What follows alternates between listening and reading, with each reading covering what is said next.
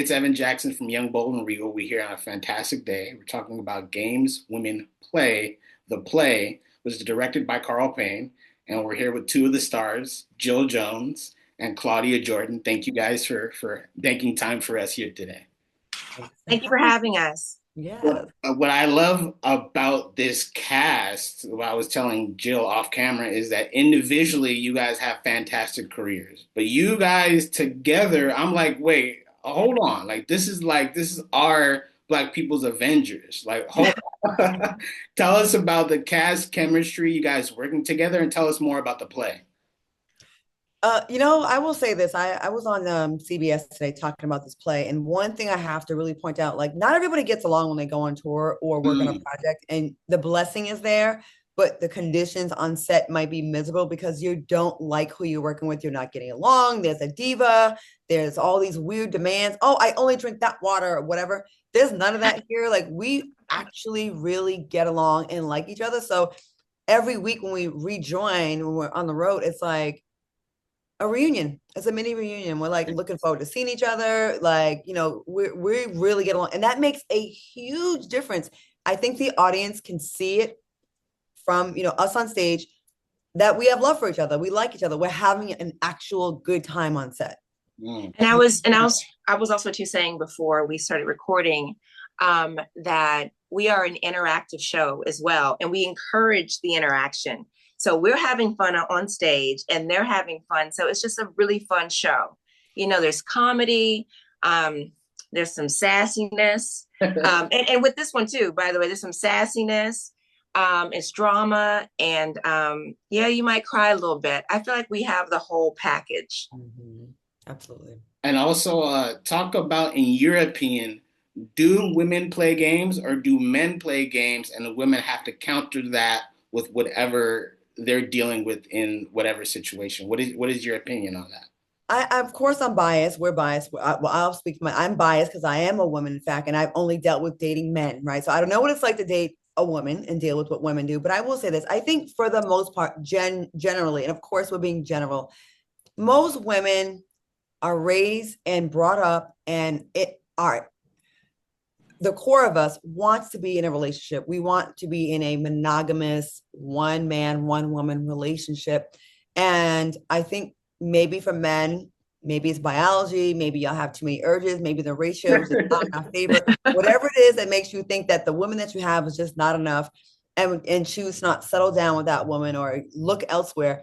I think women have evolved into this more of a game playing species. And I don't think we were always like that. Sometimes I see some of the stuff I see online, it almost makes me sad. Like, damn, women are just out here like hit and run like how the dudes used to be. And when women start giving up on love, you don't want that. So, fellas, Yeah. before it gets too late where you're dating a version of yourself, okay, let's get back to like old school, like the 90s kind of love, the That's right. That's love. right. And also, too, what was that book? Men are from Mars, women are from Venus. Is there a possibility that we're just wired differently? Mm. I mean, maybe. I don't know, but I do feel like there's a little log line on the play that says basically men, like, they started the game, but women perfected it. I Mm. don't know if that's true or not, but I will say it doesn't not make sense to me. Because just like what Claudia was just saying, maybe at a certain point, some women, generally speaking, some women may have gotten tired, and moving now how they move. So I'm a one person, you Same. know. Yeah, I love it that way. I love to come home knowing my partner is there. I'm a one person, but I do understand the possibilities of the other side. How do you keep track when you have multiple people? I'm about to be 52 years old. My memory is just not what it used to be. How do Right? you keep track of, okay, I told you that, I told you that? I would not be able to keep track. I would totally get busted if I even tried to play that game. Yeah, some of these people's love lives sound like comic book storylines where you're like, wait, where, like, you're crossing over to this, you're on the cover with who, what's going on here? Hot You know mess. what's crazy? You know what's crazy? I think like with men, like if you're dating someone, your man, the relationship they have with their phone. So Mhm. all of a sudden one night, oh, my phone died, or Oh, I left it in the car. It's like, dude, Yeah. I know how much you're on your phone, how much your phone is, you know, to you. And so when you hear that, it's like, I mean, at least, because this is what I think. This is what I sound crazy. But if you're going to cheat on me, don't disrespect me with it like a dumb cheat. Yeah. At least, because now Cheat I'm offended. good. Cheat good. Cheat good, because now I'm offended. You think Um, I'm dumb on top of it? Exactly. well, what I say now to people, just garnering from friends' conversations, I feel that women, especially in my age range and probably all age ranges, they haven't found their economic or their emotional equal, right? I Mm. feel like both are incredibly important, especially if you're entering a marriage, which is a business contract and more, where you're tied to this person for life unless you have a really great lawyer and everything is very amicable, which I is don't think always the people case. I don't think people ask the right questions in the very beginning.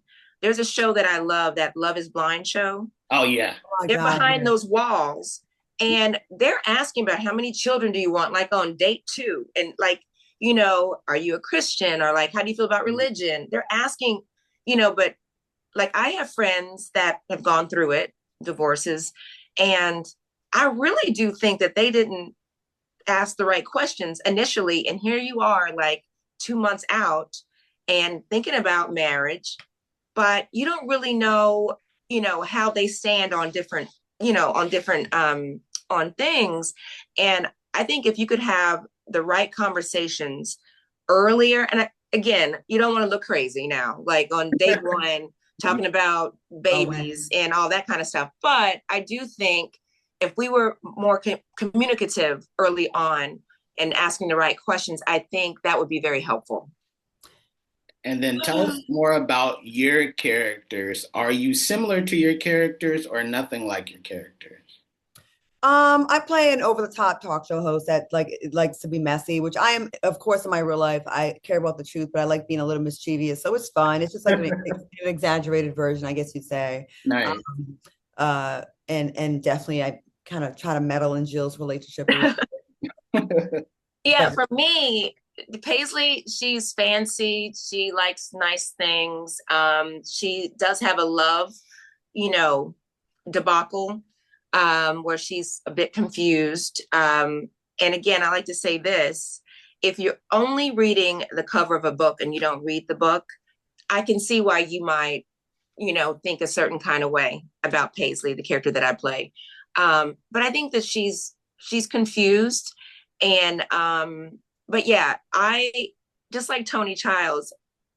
I remember being in New York, and this woman came up to me. She was so excited and everything, but I feel like she was disappointed when she left me, because Mm. I really think that she wanted the Tony Childs experience, Oh, and that's just really not me. yeah. I was probably saying cool deal and like honey bunny and like love bug, And mhm. so I felt like, gosh, I messed that one up. I felt like I should have given her the experience. Well, that's a testament to your acting and the staying power. Um, Thank you. yeah. So, studying more about Hollywood, especially TV shows, especially plays and movies, I'm hearing each one is a small miracle, even to get on stage, even to get on the movie screen. Speaking more about that, what's your guys' definition of making it? And to ask context for that question, I feel like you guys have made it because I've been seeing you guys consistently be incredible in your careers and pivot and do different projects that led to this project, which is fantastic. But what's your definition of making it? I think making it to me is when you don't really have to worry financially and you feel like you've done something that has left a big enough mark where you don't have to really explain, like, I'm such and such from such and such, I've done this. When you have like recognition in places that you wouldn't expect, like out of your demographic, even. When I checked into the hotel last night, there was this white man that I would never even think would know who I am. He looked, he was like, Claudia Jordan. I'm like, you know me? And he said, Mm. yeah. And he started naming out stuff. And he was really specific in one of my talk show. And it made me feel really good. But I will say, to be in this business, you almost have to be a little bit cray cray, okay? Because you are signing up for a business where getting one job is like hitting the lottery. and expecting to hit the lottery over and over and over and over and over again against a bunch of other talented people, where it's not even random like a lottery picking numbers. You're actually going up against other very talented people with different looks, and thinking you can imagine thinking you can make a career out of winning the lottery every year. Mm. That's what this business feels like. So to the outside, people might say, "Oh my God, you've made it. What do you mean?" And to you, you're already the kind of person to be in this business that's 95% unemployment, right? Yeah. 90% of actors are unemployed, Mm. 95%. So to want to be in that kind of business, you already have the mindset of it's never going to be enough. So a lot of times we keep moving the goalposts for ourselves. Like you got a talk show, then you're like, yeah, but it's not Mm. syndicated. Then you get the syndicate. Yeah, but I'm not Emmy award winning. Yeah, but it's never enough. And maybe that's good and bad. We don't really Mhm. get the time to like smell the flowers and celebrate ourselves. Right. Always like a hamster on the wheel. Like I got to get to the next thing. It's kind of Right. it's kind of scary sometimes. And you don't. Yeah. Yeah, I think that I couldn't have said it better myself. That's so accurate, because there is that the grass is greener type of thing, Mm. and like you said, that could be a not that could be a very motivating thing, Yeah. but it could be also too a not so great thing, because especially like for me, I've gotten a lot better, but I was raised by a single mother. I always knew my dad and everything, but they were divorced, and my mother was a federal investigator for Mm. 40 years. And so I just see the strong Black woman, right? And so there's a lot of things, a lot of knowledge I was getting, not even knowing that I was getting, just by just being in her presence, right?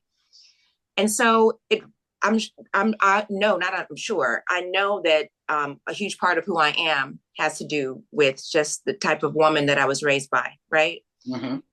But I will say I've gotten better. But a large part of my early part of my career, I was choosing work first Oh, in yeah. relationships. Mm. I was, and looking back in retrospect, I can see that, and I've made pivots. But I was just on my grind, and I was in full on relationships, Mhm. and I could see like I wasn't really showing up in that relationship the way that I thought I should. Okay. So like Claudia said, I think it could be really great, and it's a motivator, but also to, you know, I also don't think that Black women have the luxury like our white counterparts to really relax like that Yeah. and afford to take a year off to have a child. Both Jill and I do not have children. I know Jill didn't want to.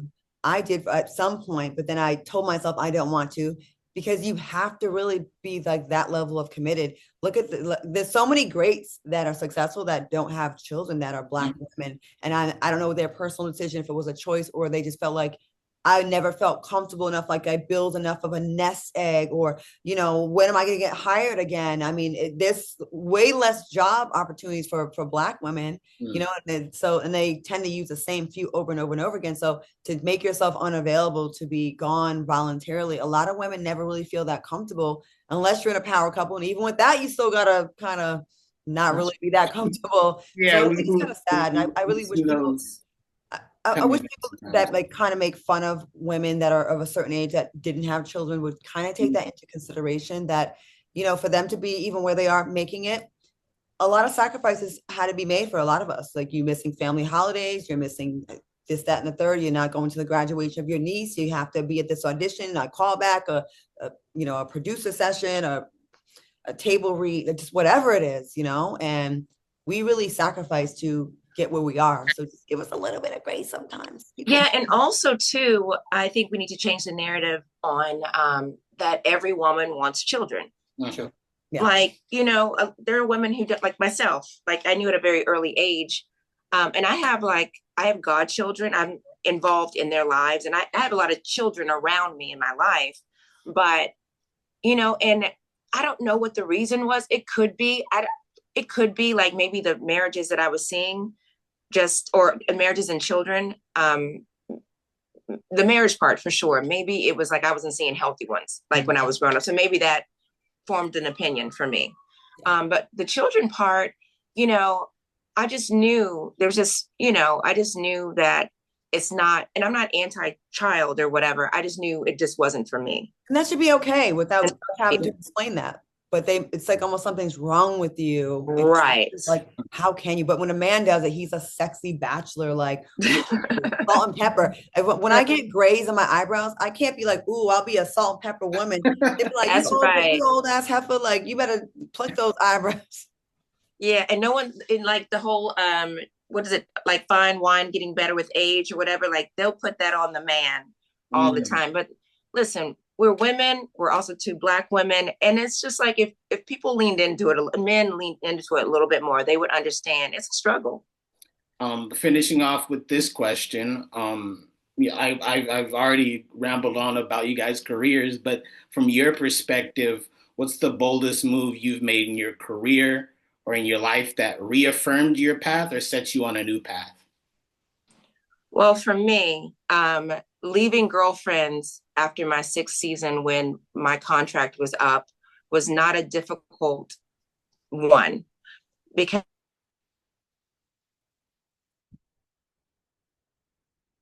and the first one I booked, the second one I didn't, the third one was girlfriends.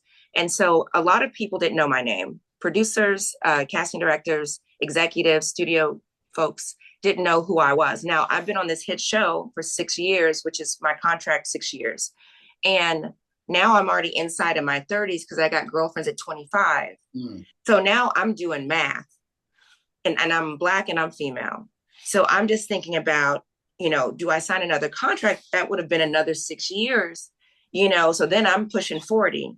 So that was not an easy decision for me to make, but that was probably the toughest one, but I don't regret it, you know, because it's led me to other things. But yeah, that's the toughest one for me that I had to make a move. Wow, I didn't know that, Jill. Oh, really? No, I didn't know that. Wow. Oh, That's amazing. That's very, very bold. And Yeah. especially on a hit show. That's wow. I tip my hat to you. and The thank you. Mary hat.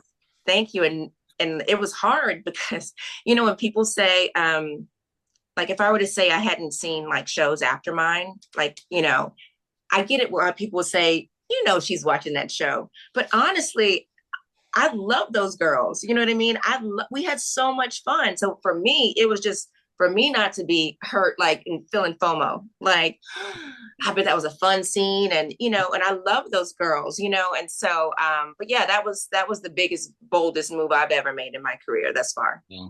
I'm gonna say for me, I'll go back to the beginning. And I hope this helps people out there. It's starting.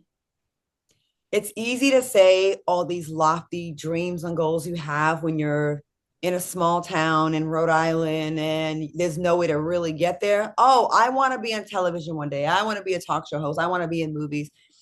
But to actually start and to take a step to hop on a Greyhound bus and go to New York 3 times a week, to leave your comforts of your home and your family and where bills are paid and Right. go to Los Angeles with $500 to your name and not know after the first month, I have the money for 1 month. What is going to happen after that? To me, that was the boldest thing is starting. So anybody out there, like once you're in it, you're like, again, back to the hamster on the wheel, you're in it. Right. But starting is so hard. It's how easy is it for us? How many times we said, oh, I want to start a business. I want to do this. I want to do that. But until you really start, you're just talking. So I will say starting, finding the courage to take the first step, even if your first step is getting some podcast equipment, taking your headshots, looking up online and acting class and actually showing up, starting. And that is not just about the entertainment business. That is for everything in life. So anyone watching this, hearing our voices, Yes. whatever it is that's on your heart that you're like, I want to do, stop talking about it and go start it. Take your first step. When you look at it like a long, like a mile walk, it seems like long. But when you look at it like the one step and then the Yep. step after, and then the step after, it's not as scary. So just starting. That's Exactly. right. So thank you, ladies, once again. Jill Jones, Claudia Jordan. Great advice. Make sure to start. It doesn't have to be perfect. I started in 2013, had a blog, had 3 views, myself, my mom, me again, right? And then now we're at 10 million views on YouTube. And you can Oh find my this. God. You Wow. can find this interview on YouTube, and you can find these ladies on Games Women Play, on Games Women Play. Tomorrow night, the link will be down below. And thank you, ladies, so much. This is a fantastic conversation. Not even an interview, a conversation. Thank you guys so much. Thanks, Evan. You were great. Thank you so much. And kudos to you too. Yeah.